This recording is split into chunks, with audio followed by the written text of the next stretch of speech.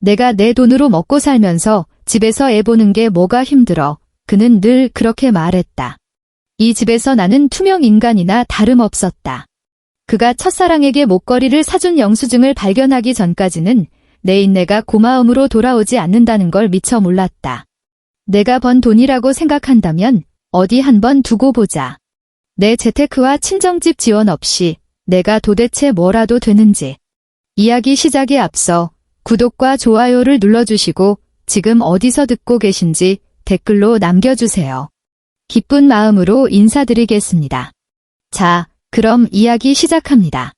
거실 탁자 위에 놓인 스마트폰이 짧게 진동했다. 화면이 밝아지는 순간 칠흑 같은 거실에 퍼진 푸르스름한 빛이 마치 차가운 칼날처럼 내 눈을 찌를 듯이 파고들었다. 새벽 2시 14분.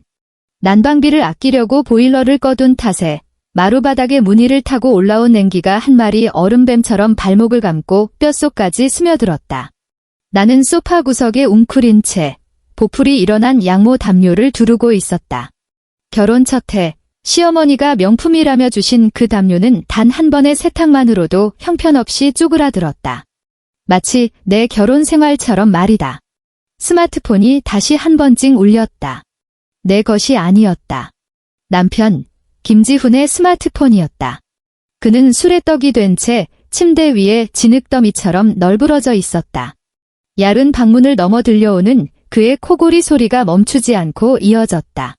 마치 뜬 눈으로 밤을 지새우는 나를 비웃는 것만 같았다. 그는 늘 이런 식이었다. 집에 오면 스마트폰부터 아무데나 툭 던져놓았다. 내가 감히 훔쳐보지 못할 거라고 확신했거나 아니면 궁상맞게 살림만 하는 아내가 그 스마트폰 속에 깔린 알록달록한 앱들을 전혀 다룰 줄 모를 거라고 철석같이 믿었기 때문이다. 하지만 나도 은행 결제 알림 정도는 볼 줄 알았다. 귀신에라도 홀린 듯 나는 조심스레 손을 뻗었다. 손끝이 차가운 액정에 닿는 순간 보이지 않는 거대한 손이 심장을 꽉 움켜쥔 것처럼 가슴이 철렁 내려앉았다. 화면에 떠오른 것은 방금 수신된 카드 결제 알림 메시지였다. 그 순간 내 숨도 멎어버렸다. 노골적인 외도 증거를 봐서가 아니었다. 현기증이 날 정도로 길게 늘어선 숫자 때문이었다. 580만 원. 결제 장소는 압구정 현대백화점. 시간은 어제 오후 4시였다. 내 손이 덜덜 떨리기 시작했다. 너무 힘을 준 탓에 손가락 마디마디가 잿빛처럼 하얗게 질려갔다. 580만 원 후 그 돈은 우리 집 전세자금 대출이자 석 달치였고 내가 마트에서 몇백 원 차이 때문에 아주머니들과 입씨름하며 아껴 모은 반찬값이자 꼬박 3년 동안 내 목으로는 변변한 코트 한 벌 사 입지 않고 버텨온 인고의 총합이었다. 불과 어제였다. 바로 어제 아침 현관에서 구두를 신으며 넥타이를 매던 김지훈은 그토록 짜증 섞인 경멸의 목소리로 내게 소리를 빽질렀다. 이지야, 제발 좀 거지같이 굴지 마. 동료들이랑 회식 좀 하겠다며 5만 원만 달라는데 그걸 가지고 꼬치꼬치 캐물어야겠어? 내 그 궁상맞은 꼴을 보고 있으면 진짜 밥맛이 뚝 떨어진다니까. 그때 나는 손에 뒤집개를 든 채였고 앞치마에는 김치찌개 국물이 튄 자국이 남아있었다. 나는 잘못을 저지른 아이처럼 고개를 푹 숙인 채 이번 달은 보험료도 내야 하고 요양원에 계신 어머님께 용돈도 붙여드려야 해서 생활비가 정말 빠듯하다고 기어 들어가는 목소리로 변명했다. 그는 쾅소리와 함께 벽에 페인트 가루가 떨어질 정도로 문을 거칠게 닫고 휙 나가버렸다. 내게 남겨진 건 그의 차가운 뒷모습뿐이었다. 나한테는 단돈 5만 원조차 벌벌 떨며 따져 묻던 그 인간이 돌아서자마자 압구정에서 580만 원을 시원하게 긁어버린 것이다. 위장이 뒤틀리는 듯한 끔찍한 구역질이 밀려왔다. 나는 입을 틀어막고 토악질이 나오려는 것을 간신히 참아냈다. 덜덜 떨리는 손으로 그의 스마트폰 잠금을 풀었다. 비밀번호는 여전히 0000이었다. 그는 복잡한 걸 설정하기 귀찮아했다. 나를 멍청하다고 여겼기에 내가 자신에게 조금의 위협도 되지 않는다고 믿었던 것이다. 메시지 창에 남은 결제 내역은 마치 남은 이성을 모조리 집어삼키는 블랙홀 같았다. 나는 상세 영수증 링크를 터치했다. 비즈니스 접대도 아니었고 꼭 필요한 전자기기도 아니었다. 상품명 칸에는 선명하게 적혀 있었다. 반클리프 아펠, 알함브라 목걸이, 커넬리언. 커넬리언. 잊고 있던 기억이 밀물처럼 쏟아져 들어왔고 그 씁쓸함에 나는 두 눈을 질끈 감았다. 대학교를 졸업하던 해 나와 김지우는 백화점 매장 앞을 지나고 있었다. 나는 쇼윈도 너머로 그 붉은색 목걸이를 바라보며 동경 어린 눈빛을 감추지 못했다. 그때 내 손을 잡은 김지훈의 손바닥은 따스했다. 그는 내 코끝을 살짝 꼬집으며 당장이라도 꿀이 뚝뚝 떨어질 것 같은 다정한 눈빛으로 웃어 보였다. 지아야, 나중에 내가 돈 많이 벌면 꼭 저거 한 세트 사줄게. 아니, 2세트 사서 번갈아 가며 차게 해줄게. 그때의 맹세는 세상 어떤 다이아몬드보다 단단하게 들렸다. 하지만 지금 화면에 떠오른 차가운 글자들을 보고 있자니 그저 헛웃음만 나올 뿐이었다. 그래, 그는 확실히 샀다. 다만 내 것이 아니었을 뿐이다. 내 목은 허전했다. 결혼할 때 시어머니가 주신 가느다란 14K 금목걸이가 전부였고 그마저도 퀄리티가 떨어져 오래 차고 있으면 목에 시커먼 자국이 남곤 했다. 그런데 그 580만 원짜리 목걸이는 지금 다른 여자의 목에 걸려 있는 것이다. 누구일까? 굳이 머리를 쥐어짜며 추측할 필요도 없었다. 그의 카카오톡 대화방을 열어보니 맨 위에 고정된 프로필 사진 속에는 젊은 여자의 셀카가 있었다. 눈웃음이 매력적이고 풀 메이크업을 한 그녀의 목에는 필터를 거쳐 요염한 빛을 발하는 붉은색 아람브라 목걸이가 걸려 있었다. 이름란에 저장된 애칭은 첫사랑. 이 얼마나 유치하고도 노골적인 이름인가? 대화창의 가장 최근 메시지는 2시간 전에 온 것이었다. 오빠, 목걸이 진짜 예뻐. 오늘 밤엔 오빠 집에 안 보내고 싶네. 집에 있는 그 아줌마가 또 엄청 바가지 긁겠지? 불쌍해서 어째. 김지훈의 답장은 이랬다. 그 분위기 깨는 여자 이야기는 꺼내지도 마. 내가 기뻐한다면 하늘의 별이라도 따다 줄게. 이건 시작일 뿐이야. 다음엔 풀세트로 고르러 가자. 분위기 깨는 여자. 나는 그 글자를 뚫어지게 노려보았다. 눈물은 흐르지 않았다. 오히려 두 눈이 쩍쩍 갈라지듯 쓰라렸다. 목구멍 깊은 곳에서 새어나오려는 처절한 오열을 이빨로 꽉 깨물어 삼켰다. 스마트폰을 쥔 내 손은 힘없이 소파 위로 툭 떨어졌고 손톱은 보풀이 일어난 양모 담요 속으로 깊게 파고들었다. 시어머니가 명품이라며 주셨던 그 담요. 전부 다 거짓말 투성이었다. 주변 공기가 꽁꽁 얼어붙은 듯 냉장고 모터가 웅웅 돌아가는 소리만 정막을 깼다. 그 양문형 대형 냉장고는 우리가 결혼할 때 친정 부모님이 사주신 거였다. 나는 그 커다란 속을 채우겠다고 매일 밤 마트 마감 시간까지 기다렸다가 노란색 마감 할인 스티커가 붙은 채소들을 쓸어 담곤 했다. 도대체 무엇을 위해서? 그가 매일 아침 해장용으로 뜨끈한 북엇국을 마실 수 있게 하려고? 그가 칼주름 잡힌 셔츠를 입고 첫사랑을 만나러 갈 수 있게 하려고?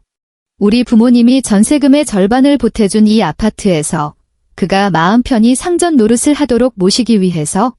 발바닥에서부터 정수리까지 전례 없는 오한이 뻗쳐올랐다.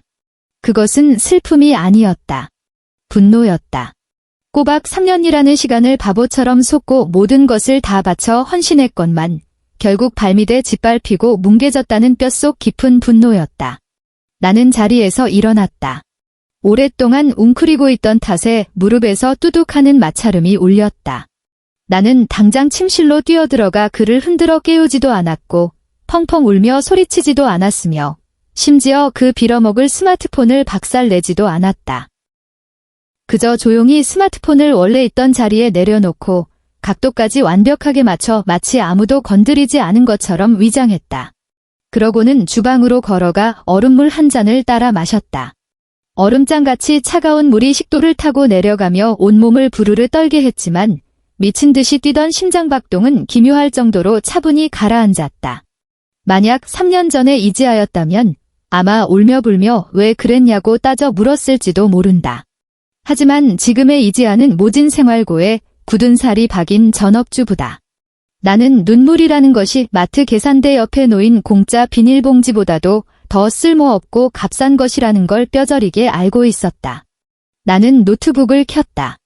모니터 불빛에 비친 내 얼굴은 처녀 귀신처럼 새하얗게 질려 있었다. 나는 능숙하게 각 은행의 인터넷 뱅킹 시스템에 로그인했다. 이 집의 재무장관으로서 김지훈의 모든 계좌, 비밀번호와 공동인증서는 내 손안에 있었다. 그는 계좌 이체조차 내게 떠넘길 정도로 게을러 빠진 인간이었다. 남자는 바깥일을, 여자는 집안일을 해야 한다는 허울 좋은 핑계를 댔지만 실상은 그저 손 하나 까딱하기 싫은 배짱이 심보였다. 한때는 그것이 나를 가장 지치게 하는 짐이었지만 지금은 내 손에 쥐어진 가장 날카로운 칼이 되었다. 나는 다운로드를 시작했다. 최근 1년치 신용카드 거래 내역서, 차량 과태료 납부 내역, 그리고 내가 모를 줄 알고 몰래 만들어둔 가족 카드 결제 내역까지 모조리.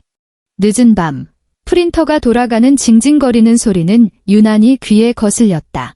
마치 이 썩어 문드러진 결혼 생활에 뼈대를 조금씩 톱질하는 소리 같았다. 종이가 한 장씩 토해져 나올 때마다 내 가슴은 한 뼘씩 차갑게 얼어붙었다. 목걸이가 전부가 아니었다. 지난달 호텔 스위트룸 32만 원. 2주 전 최고급 오마카세 45만 원. 심지어 성형외과 상담비로 결제된 120만 원짜리 내역도 있었다. 바로 그날 나는 배달비 2,000원을 아끼겠다고 폭우가 쏟아지는 날 양손에 쌀 2포대를 들고 20분을 걸어 집에 왔었다. 빼곡하게 채워진 그 숫자들을 보며 나는 돌연 헛웃음을 터뜨렸다. 그 웃음소리는 텅 빈 거실을 맴돌며 꽤나 섬뜩하게 울려 퍼졌다. 김지훈, 너 정말 돈 많구나. 안타깝게도 내가 펑펑 써댄 그 돈은 전부 이 가정의 피를 빨아먹은 결과물이야. 더 정확히 말하자면 넌 그게 내 돈이라고 착각했겠지만 사실 그건 내 목숨값이나 다름없었어. 다음 날 아침, 덜 닫힌 커튼 틈새로 언제나처럼 아침 햇살이 스며들었고 빗줄기 속으로 먼지가 춤을 추고 있었다. 김지훈이 잠에서 깼을 때 나는 이미 아침상을 차려놓은 뒤였다. 얼큰한 육개장과 바삭한 고등어구이, 그리고 그가 가장 좋아하는 소고기 장조림까지. 부스스한 눈을 비비며 걸어 나온 그는 상다리가 휘어지게 차려진 밥상을 보고 멈칫하더니 이내 의자에 털썩 주저앉아 숟가락으로 국물을 푹 떠먹었다. 좀 짠데 그는 미간을 팍 찌푸리며 숟가락을 밥그릇에 툭 던지듯 내려놓았다.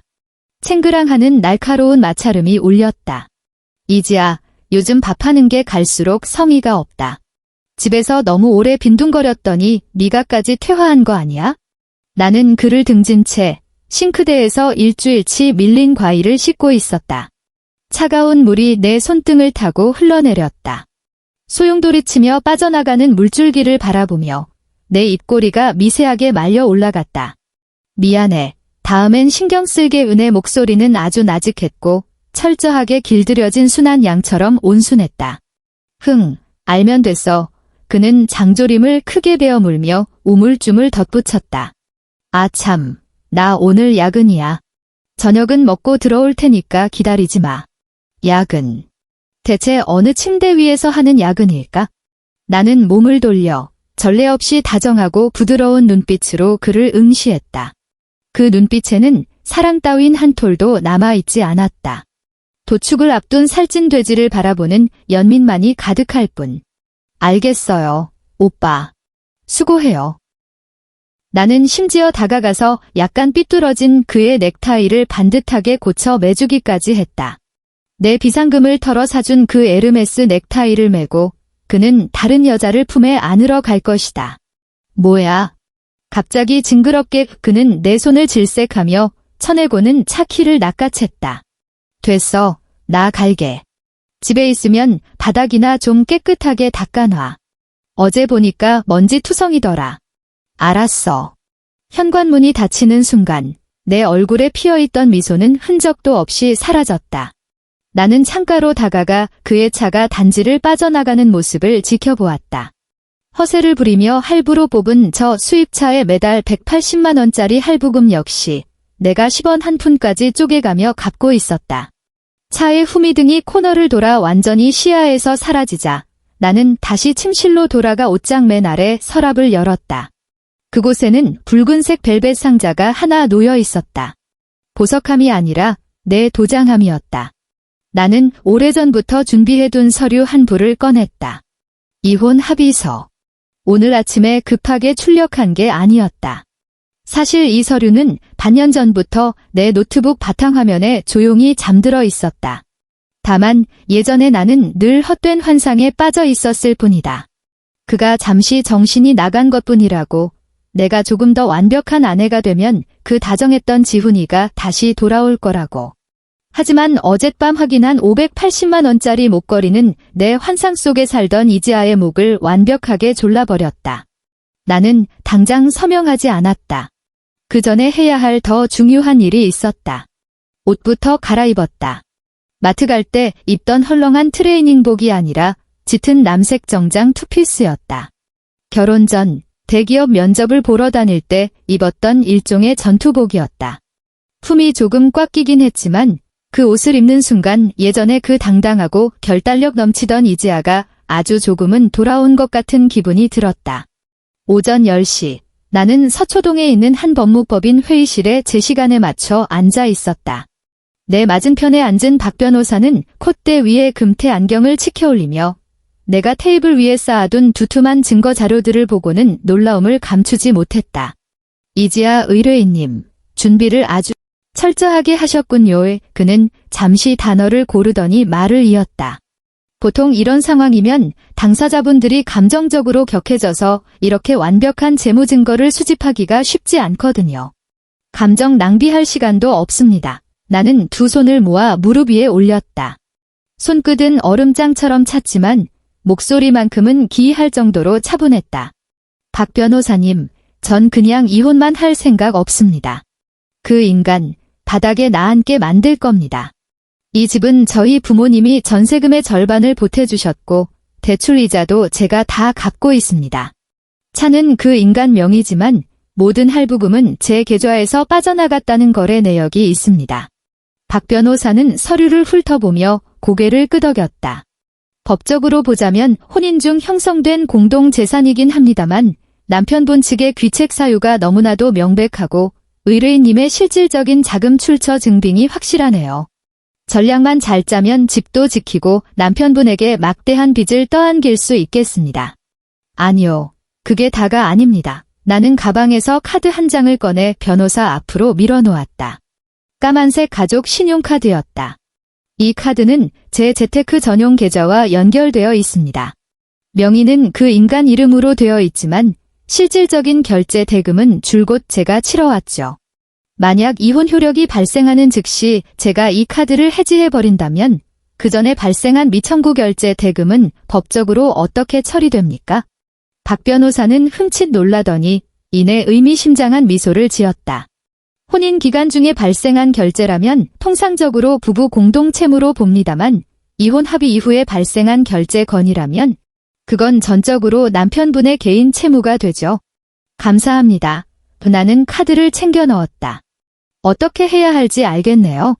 그 후 며칠 동안 나는 그 어느 때보다도 헌신적인 현모양처로 빙의했다. 그의 셔츠 한 장 한 장을 다림질하고 구두에서 광이 나도록 닦았다. 심지어 그가 어깨가 뭉쳤다며 투덜댈 때는 먼저 다가가 안마까지 해줬다. 김지훈은 이런 황제 같은 대접을 아주 당연하게 즐겼다. 나를 바라보는 그의 눈빛에서 경계심과 짜증은 눈에 띄게 줄어들었고 그 자리를 이 여자가 드디어 자기 분수를 깨달았군 하는 오만함이 채우기 시작했다. 이 평화로운 나날이 영원할 거라고 그가 굳게 믿고 있을 무렵 나는 금요일 저녁 거실 탁자 위에 내 도장이 찍힌 이혼 합의서를 올려놓았다. 그 옆에는 그가 가장 좋아하는 북어 해장국 한 그릇이 놓여 있었다.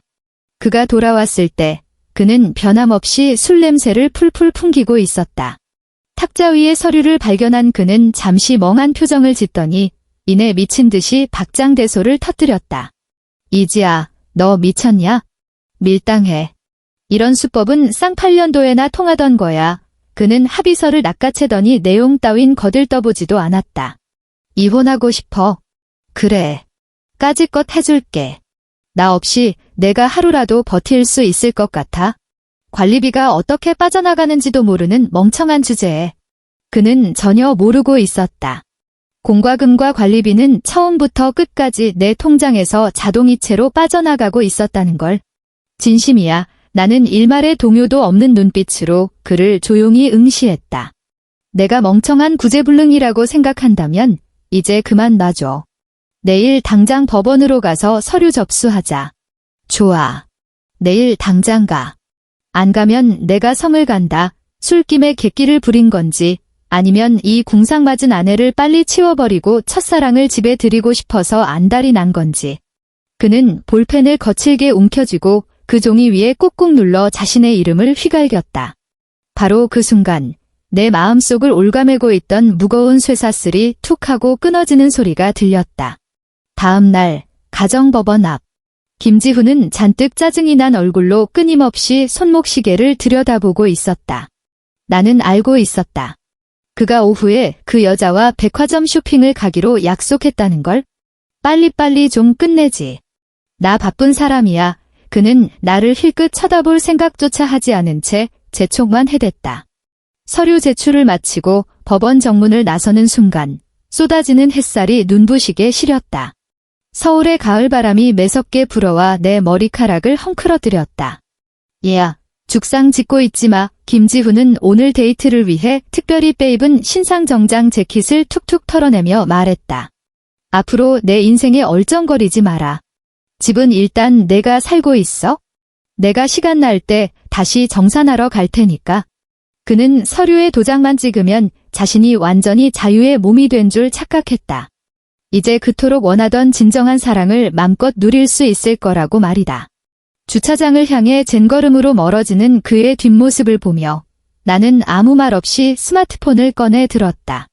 오전 11시 30분. 나는 은행 VIP 전용 고객센터에 전화를 걸었다. 안녕하세요. 제 명의로 된 모든 신용카드 연결 계좌를 해지하려고요. 그리고 끝자리 9982번 가족 카드도요. 네, 지금 즉시 효력 발생하게 처리해주세요. 아, 그리고 해당 계좌와 연결된 모든 자동이체 기능도 싹 다 정지시켜 주십시오. 상담원의 목소리는 상냥하고 전문적이었다. 네, 이지아 고객님. 요청하신 처리 모두 완료되었습니다. 더 도와드릴 일은 없으신가요? 없습니다. 고맙습니다. 전화를 끊고 나는 숨을 깊게 들이마셨다. 매연과 썩어가는 은행잎 냄새가 뒤섞인 공기였지만 내게는 그 어떤 향수보다도 달콤하고 상쾌하게 느껴졌다. 게임은 이제부터 시작이다. 김지훈의 차는 하얀색 BMW 5 시리즈였다. 그는 남들 시선을 의식해 가장 눈에 띄는 색상을 골랐다. 지금 그 차는 압구정 갤러리아 백화점 정문에 화려하게 미끄러지듯 멈춰섰다. 조수석 문이 열리고 새빨간 굽의 하이힐을 신은 발이 먼저 뻗어나왔다. 이어서 내가 사진 속에서 수백 번은 좋게 보았던 그 여자가 사뿐히 내렸다. 그녀는 사진보다 훨씬 어렸고 피부는 탱탱했으며 얼굴엔 콜라겐이 흘러넘쳤다. 비싼 화장품과 아무런 삶의 무게도 짊어지지 않은 온실 속 화초 같은 일상이 만들어낸 결과물이었다. 김지훈은 꼬리를 흔들며 달려가 발렛 파킹 직원에게 차 키를 던지듯 넘기고는 아주 자연스럽게 여자의 허리를 감싸 안았다. 오빠, 오늘 진짜 보석 풀세트로 다 사주는 거야. 여자의 목소리는 설탕을 들이부은 것처럼 역겹도록 달콤했다. 당연하지. 내가 언제 빈말하는 거 봤어. 김지훈은 주변 사람들이 다 들으라는 듯 목소리를 한껏 높였다. 그는 한껏 교만한 수탉처럼 가슴을 쫙 펴고 으스댔다.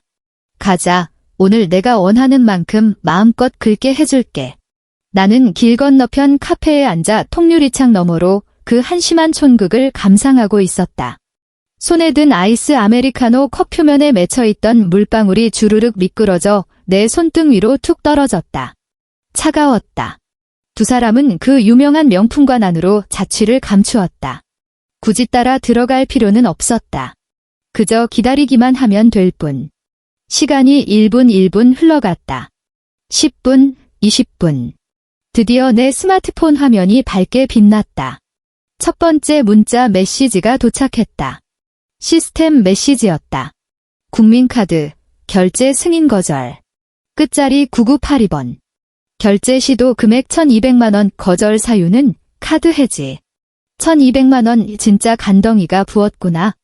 연이어 두 번째 문자가 도착했다. 내용도 똑같았다. 한도가 초과된 줄 알고 나눠서 결제할 속셈인가? 마지막으로 세 번째 문자 역시 결제 승인 거절이라는 내용이었다. 참으려 해도 입꼬리가 비죽 올라갔다. 그의 그 알량한 월급 통장은 이번 달 월급이 아직 들어오지 않아 진작에 텅텅 비어 있을 터였다.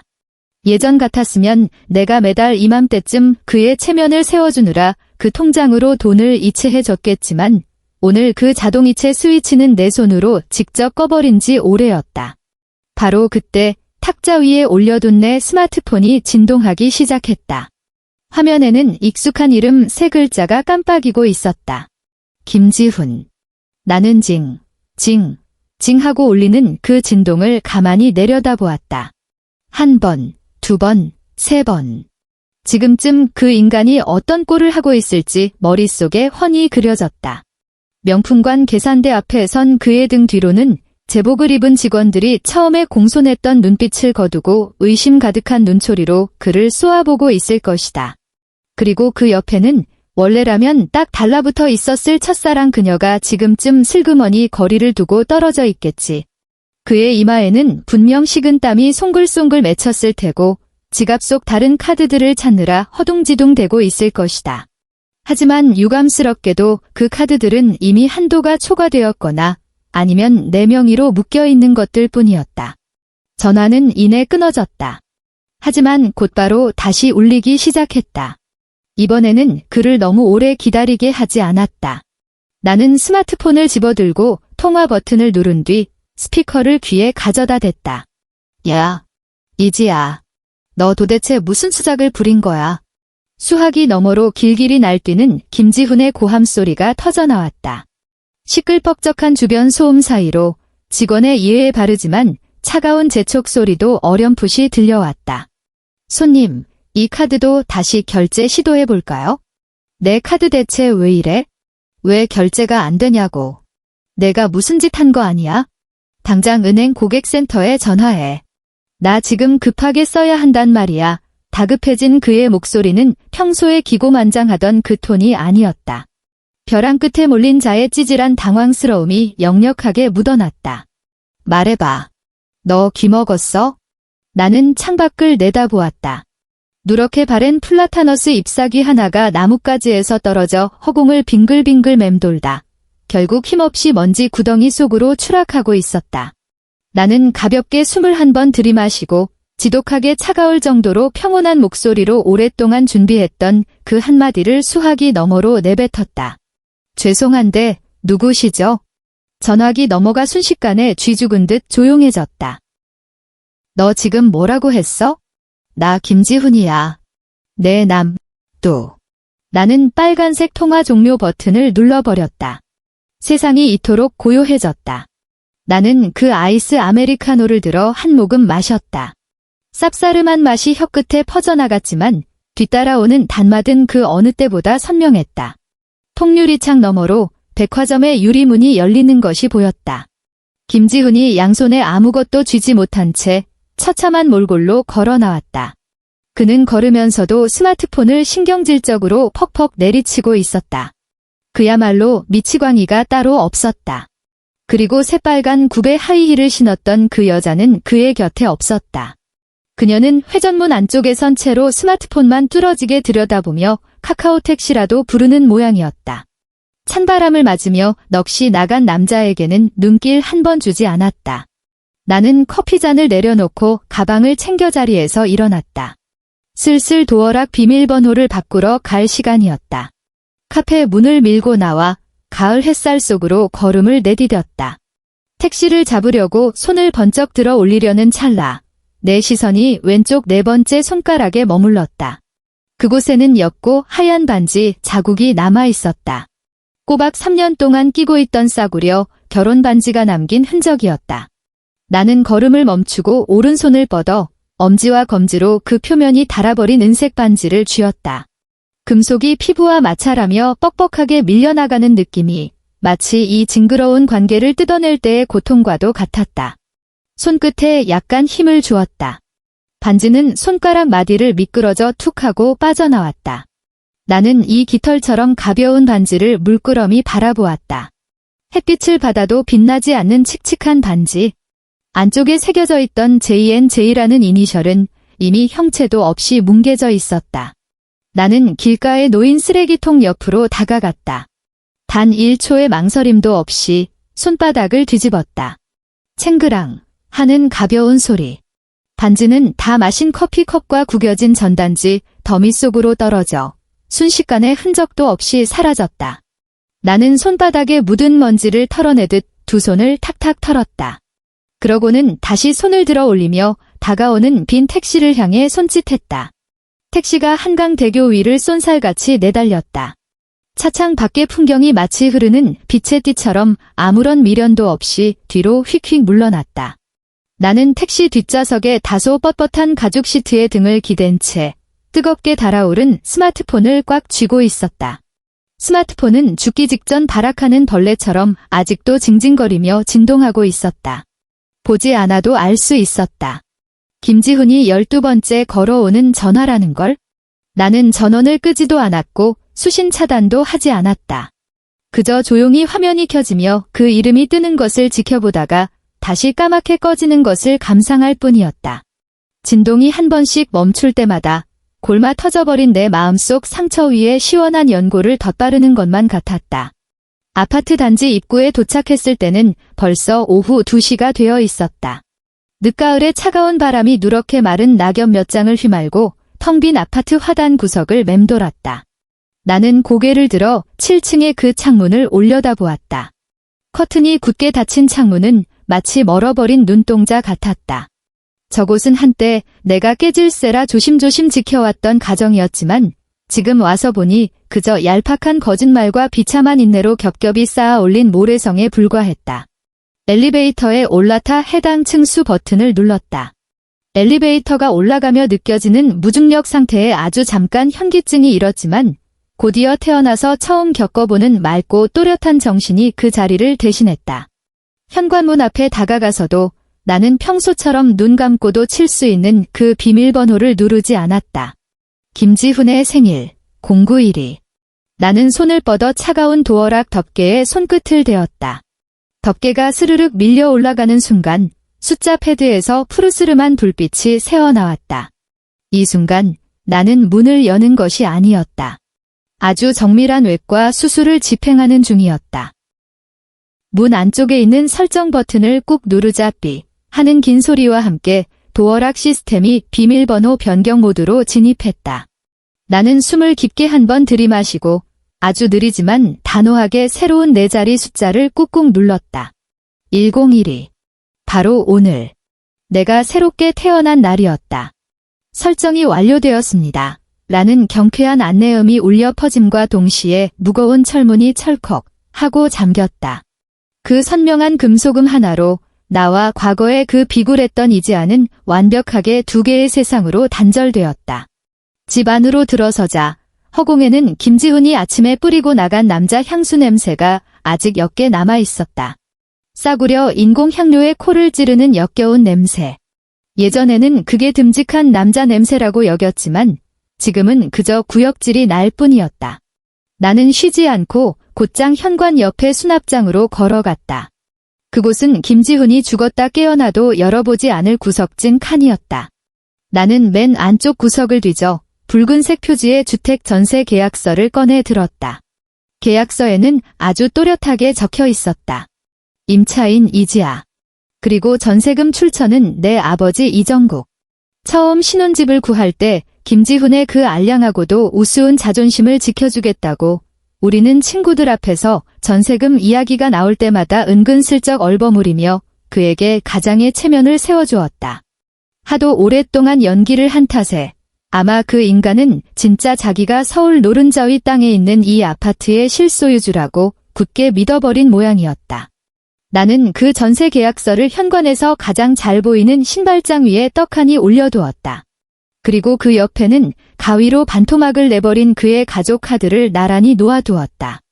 모든 준비를 끝마친 뒤 나는 나를 위해 레드 와인을 한 잔 따랐다. 잔 속에서 찰랑거리는 붉은 액체 위로 그 어느 때보다 차갑게 가라앉은 내 얼굴이 비치고 있었다. 1시간쯤 지났을까? 복도에서부터 다급하고 쿵쿵거리는 발소리가 들려왔다.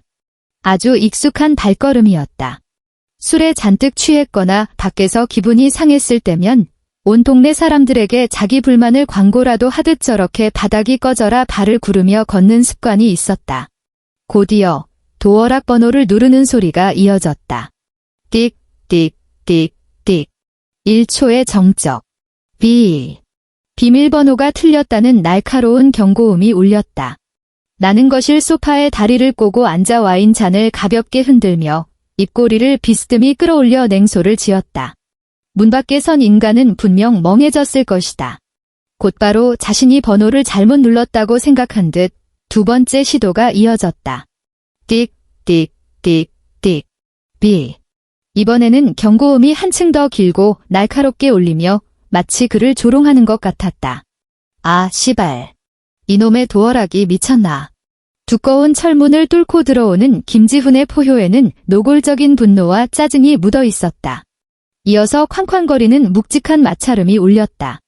손바닥으로 차가운 금속 문짝을 미친 듯이 내리치는 소리였다. 쾅, 쾅. 그 충격에 현관의 센서 등이 번쩍하고 켜졌다. 이지야, 너 안에 있는 거 다 알아. 당장 문 열어. 비밀번호가 왜 이래? 너 이 미친 여자가 비밀번호 바꿨냐? 나는 와인 잔을 내려놓고 느긋한 걸음으로 월패드 앞으로 다가갔다. 화면이 켜지고 분노로 일그러져 흉측하게 변해버린 김지훈의 얼굴이 나타났다. 그의 넥타이는 한쪽으로 삐뚤게 늘어져 있었다. 아침에 내가 직접 메어주었던 그 에르메스 넥타이가 지금은 마치 그의 숨통을 조이는 올가미처럼 보였다. 헝클어진 머리카락의 이마에는 땀방울이 가득 맺혀 있었고 당장이라도 사람을 잡아먹을 듯 흉흉한 살기가 눈빛에 서려 있었다. 나는 문을 열어주는 대신 통화 버튼만 눌렀다. 동네 시끄럽게 왜 소리를 질러? 이웃들이 경찰에 신고하겠네. 마이크를 거쳐 밖으로 흘러나간 내 목소리는 기계음이 섞여 한층 더 무미건조하고 싸늘하게 들렸다. 경찰. 지금 내 입에서 경찰 소리가 나와 김지훈은 카메라를 향해 침을 튀기며 발악했다. 도어락 비밀번호는 왜 바꾼 건데? 여기 내 집이야. 내가 무슨 권리로 날 못 들어가게 막아. 정정하지. 나는 화면 속의 그 광대 같은 남자를 내려다보며 오늘 날씨를 이야기하듯 아주 차분하게 말했다. 여긴 내 집이야. 정확히 말하자면 우리 아버지가 전세금을 내주신 내 명의의 아파트지. 우리가 오늘 오전에 서명한 이혼 합의서에 따르면 너는 이미 이 집에 대한 거주권을 상실했어. 김지훈은 순간 말문이 막힌 듯 하더니 이내 코웃음을 쳤다. 너 지금 무슨 헛소리를 짓거리는 거야? 이 집 전세금을 장인어른이 보태주긴 했어도 내 지분도 있어. 나도 엄연한 이 집 거주자라고. 내가 거주자가 되려면 내 남편이라는 전제 조건이 성립해야지. 나는 담담하게 대꾸했다. 하지만 이제 넌 내 남편이 아니잖아. 이지야, 너 진짜 적당히 해라. 그가 현관문을 쾅 걷어찼다. 당장 문 열어. 나 들어가서 챙길 물건 있다고. 그리고 그 카드 도대체 어떻게 된 거야? 내가 은행에다 무슨 짓을 쳐 해놨어. 아까 백화점에서 내가 얼마나 개망신을 당했는지 알아? 직원이 날 무슨 사기꾼 쳐다보듯 보더라니까. 우리 미니가 얼마나. 그 이름을 입에 올린 순간 그는 갑자기 말문이 막힌 듯 버벅거렸다. 미니, 나는 눈썹을 한쪽 치켜 올렸다. 아, 그 첫사랑 아가씨? 왜? 그 여자가 대신 계산 안 해줬어?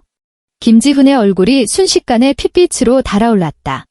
모니터를 통해서도 전곡을 찔린 자의 그 처참한 찌질함과 치밀어 오르는 수치심이 고스란히 전해졌다. 닥쳐. 그건 내 알바 아니잖아. 그가 고래고래 소리를 질렀다. 그 애는개는 그냥 지갑을 안 가져왔던 것뿐이야. 결국 발레 파킹 비용도 걔가 다 냈다고. 내가 여자한테 돈을 쓰게 만든 건 다 너 때문이야.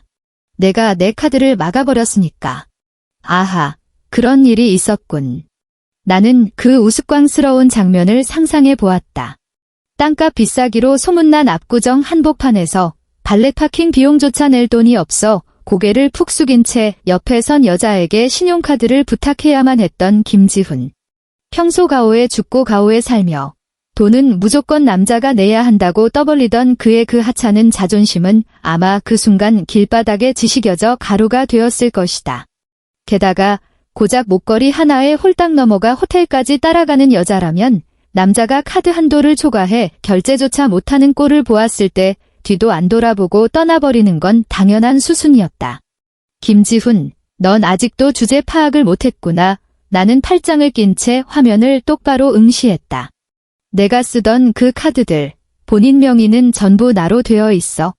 내가 믿고 까불던 그 잘난 신용 한도는 내가 피땀 흘려 모은 재테크 자산으로 쌓아 올린 거라고. 내 이름으로 된 재산이 뭐가 있지? 아직도 캐피탈 할부금이 산더미처럼 남은 그 외제차 빼고 나면 넌 그냥 빚쟁이일 뿐이야. 헛소리 하지 마. 나도 월급 받아. 성과급도 있다고. 내 월급, 나는 그만 참지 못하고 푹 하고 비웃음을 터뜨렸다. 내 그 쥐꼬리만 한 월급으로는 매달 나가는 대출이자 갚기에도 벅차. 지난 3년 동안 내가 친정에서 가져온 돈으로 생활비 메꾸지 않았으면 내가 감히 그 명품 정장을 입고 BMW를 굴릴 수 있었을 것 같아. 그 첫사랑인지 뭔지 하는 여자한테 아람브라 목걸이를 사다 바칠 돈이 내 주머니에서 나왔을 것 같냐고. 문 밖에 서 있던 남자는 돌연 꿀 먹은 벙어리가 되었다. 그 기괴한 침묵은 아까의 발악보다도 훨씬 더 통쾌한 모멸감을 선사했다. 너 지금 뭐라고 했어? 그의 목소리가 파르르 떨렸다. 도저히 믿을 수 없다는 듯한 짙은 공포가 서려 있었다. 내가 가진 그 잘난 자산들은 전부 마이너스 대출이야. 나는 그의 마지막 남은 알량한 허세의 껍질마저 잔인하게 벗겨 내버렸다. 이제 이혼도 했으니 내가 대신 갚아주던 일도 싹 다 정지했어. 김지훈, 지금 이 초침이 째깍거리는 순간부터 그 산더미 같은 청구서들은 온전히 내 몫이야. 아참, 아까 폰 보니까 부재중 전화가 몇 통 와 있더라? 제2금융권 대출업체에서 빚 독촉하려고 전화한 모양이던데 내가 전화를 안 받으니까 비상 연락망에 적힌 나한테까지 걸려오더라고. 그래서 내가 친절하게 내 새로 바뀐 번호 다 알려줬으니까 고맙단 말은 안 해도 돼. 이지야, 이 독사 같은 년. 당장 문 안 열어? 내가 널 죽여버릴 거야. 그는 완전히 이성을 잃은 미치광이처럼 온몸으로 현관문을 쾅쾅 들이받기 시작했다. 하지만 나는 단 1%도 두렵지 않았다. 이 두꺼운 방화문은 아주 튼튼했다. 마치 지금 내 단단해진 마음처럼. 나 통화 끊는다에 나는 손가락을 통화 종료 버튼에 올려놓았다. 내 짐은 다 싸서 경비실에 맡겨둘 테니까 시간 날 때 찾아가. 앞으로 2번 다시 여긴 얼씬도 하지 마. 안 그러면 주거 침입죄로 바로 경찰 부를 테니까. 이지야, 지아야, 여보, 우리말로 좋게 풀자. 그의 목소리가 순식간에 비굴할 정도로 싹 바뀌며 구역질이 날 것 같은 애원의 눈빛을 보냈다. 내가 다 잘못했어. 아까는 내가 너무 홧김에 그래서 그래? 우리 이혼 무효로 돌리자, 응? 나 그 여자랑 당장 끝낼게. 진짜야. 걔가 벌써 내 번호 차단해버렸어. 이제야 확실히 알았어. 나한테 진심으로 잘해주는 사람은 너밖에 없다는 걸. 나는 안면을 싹 바꾸고 꼬리를 내리는 모니터 속 남자를 내려다보며 또다시 위산이 역류하는 듯한 구역질을 느꼈다. 고작 저런 새끼가 내가 3년 동안이나 사랑을 구걸했던 남자의 민낯이었다. 결혼이라는 이름의 도박판에서 저 인간은 팬티까지 다 벗기고 빈털터리가 되었고 나는 하마터면 내 남은 인생을 통째로 날려먹을 뻔했다.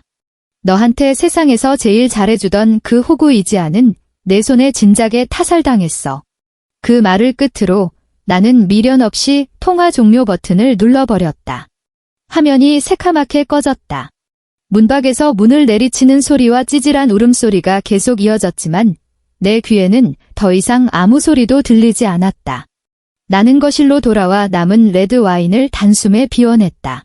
떫은 마디 스쳐 지나가고 태어나서 한 번도 맛보지 못한 지독하게 달콤한 여운이 식도를 타고 흘러내렸다. 서울의 겨울은 유난히 일찍 찾아왔다. 눈 깜짝할 사이에 그 시트콤같이 황당했던 오후로부터 벌써 석 달이라는 시간이 흘렀다. 한강 수면은 꽁꽁 얼어붙어 끝이 보이지 않는 새하얀 빙판을 이루고 있었다. 여의도 방송국의 대기실 안은 히터가 빵빵하게 돌아가고 있었다. 메이크업 아티스트가 내 눈매를 세밀하게 다듬어주고 있었다.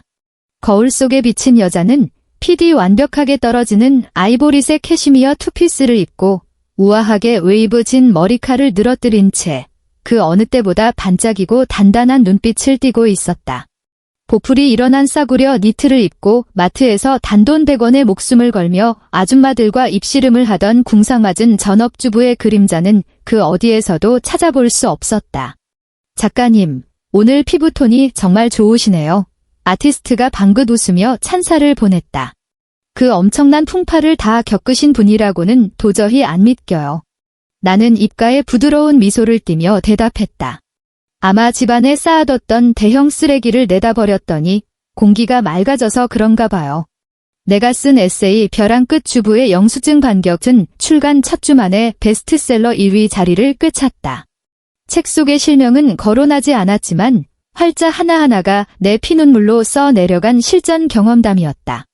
결혼 생활이라는 늪에 빠져 자신을 잃어버렸던 수많은 여성들이 내 글을 읽고 폭발적인 공감을 쏟아냈다. 그 덕분에 나는 유명 경제방송의 고정 판넬로 발탁되었고 기혼 여성들이 자신의 숨겨진 자산을 지키고 재테크에 눈을 뜨는 방법을 알려주는 조언자로 활동하게 되었다. 이 작가님, 준비 다 되셨나요? 생방송 시작 5분 전입니다. 조연출이 대기실 문을 열고 고개를 내밀며 알려왔다. 네, 나갈게요. 나는 자리에서 일어나 옷매무새를 가다듬고 당당한 걸음걸이로 스튜디오를 향해 걸어나갔다. 스튜디오의 화려한 조명빛이 내 얼굴로 쏟아지는 순간 조금 눈이 부셨지만 나는 피하지 않고 정면으로 응시했다. 메인 카메라에 빨간 불이 켜졌다. 아나운서가 환한 미소로 오프닝 멘트를 시작했다. 오늘 모신 게스트는 요즘 대한민국에서 가장 뜨거운 화제의 중심에 계신 분이죠. 완벽한 재테크로 인생 2막의 짜릿한 역전승을 거머쥔 베스트셀러 작가 이재하 님을 모셨습니다. 나는 카메라 렌즈를 향해 아주 여유롭고 우아하게 미소 지어 보였다. 바로 그때 앵커 데스크 아래 나만 볼 수 있도록 놓아둔 클러치 배관에서 스마트폰 화면이 소리 없이 밝게 빛났다. 발신자 정보가 없는 낯선 번호였다. 하지만 나는 직감적으로 그것이 누구인지 알 수 있었다. 내가 아는 모든 지인들의 번호를 싹 다 수신 차단해버린 지금 이 상황에서 굳이 공중전화나 생판남의 폰을 빌려가면서까지 이 타이밍에 전화를 걸어올 인간은 세상에 단 한 명뿐이었다. 나는 수화기 너머의 풍경을 머릿속으로 그려보았다. 아마 햇빛도 들지 않는 습기 찬 반지하 단칸 방이겠지. 벽지에는 곰팡이가 시커멓게 슬어있고 시큼한 김치 쉰내와 찌든 담배 냄새가 훅 끼쳐오는 그런 방. 김지훈은 10중 8구 목이 다 늘어나고 색이 바랜 후줄근한 트레이닝복을 걸친 채 덥수룩하게 수염을 기르고 편의점에서 사온 제일 싼 컵라면 하나를 손에 쥐고 있을 것이다. 예전에 그 인간이라면 개밥 취급하며 거들떠보지도 않았을 음식. 밥상에 고기 반찬이 없으면 숟가락을 집어 던지며 상전 노릇을 하던 그놈이 이제는 그 컵라면 국물 하나가 평소에 먹을 수 있는 유일한 따뜻한 식사일 테니까. 빚내서 샀던 그 차는 진작에 은행권에서 압류해 갔을 것이고 옷장에 걸려있던 이른바 명품 정장들은 당근마켓 같은 중고 거래 앱의 헐갑으로 팔아치워 생활비로 썼을 게 뻔했다. 첫사랑. 그놈의 네잎클로버 목걸이에 눈이 멀었던 속물 같은 여자는 지갑이 털린 남자의 실체를 확인한 1초 만에 즉시 흔적도 없이 잠수 타버렸을 것이다. 그는 지금 텔레비전 화면 속 눈부시게 빛나는 나를 올려다보고 있을 것이다. 한때 자신의 발밑에 때만도 못하게 짓밟고 무시했던 그 궁상맞은 아줌마가 이제는 자신이 평생 까치발을 들어도 닿을 수 없는 높은 자리에 앉아 여유롭게 웃고 떠드는 모습을 말이다. 그는 사시나무 떨듯 떨리는 손가락으로 꾸역꾸역 번호를 눌렀겠지? 도대체 뭘 기대하고 전화를 건 걸까? 내가 불쌍해서 마음이라도 약해질까 봐. 예전처럼 나 배고파 한마디면 쪼르르 달려가 밥을 차려 바치던 그 등신 같은 이지아를 기대하며 스마트폰은 여전히 숨죽인 채 진동 없이 깜빡거렸다. 아나운서의 목소리가 귓가를 맴돌았다. 이 작가님, 지금 이 순간에도 고통스러운 결혼 생활 속에서 길을 잃고 헤매는 수많은 여성분들께 마지막으로 전하고 싶은 메시지가 있다면요. 나는 카메라 렌즈를 정면으로 응시했다. 마치 방송 전파를 타고 브라운관 너머 시궁창 구석에 웅크려 있을 그 인간의 두 눈을 똑바로 쳐다보듯. 나는 테이블 밑으로 슬그머니 손을 뻗어 빨간색 수신 거절 버튼을 아주 가볍게 눌렀다. 그러고는 고개를 들고 한 점의 흐트러짐도 없는 맑고 투명한 눈빛으로 입을 열었다. 제가 드리고 싶은 말씀은 단 하나입니다. 돈이든 내 자존감이든 타인에게 내 인생의 구원을 절대 기대하지 마세요. 스스로를 사랑하기로 결심한 바로 그 순간부터가 여러분의 진짜 인생이 시작되는 첫 페이지입니다. 그리고 나는 아주 잠시 숨을 고르며 입꼬리를 당겨 의미심장하고도 우아한 미소를 지어 보였다. 만약 세상이 당신이 누구냐고 묻는다면 반드시 가장 큰 목소리로 당신의 지름 석자를 대답하세요. 누구의 아내, 누구네 며느리, 혹은 누군가의 하찮은 부속품이 아니라 말입니다. 스튜디오 안은 순식간에 우레와 같은 박수갈채로 가득 찼다. 반면 서울 하늘 아래 어느 후미진 골목, 곰팡내 나는 반지하 단칸방의 수화기 너머로는 오직 삭막하고 기계적이며 영원히 대답 없는 통화 연결음만이 끊어질 듯 이어지고 있었다. 또. 내 평생 들어본 음악 중 그보다 더 황홀하고 완벽한 선율은 없었다.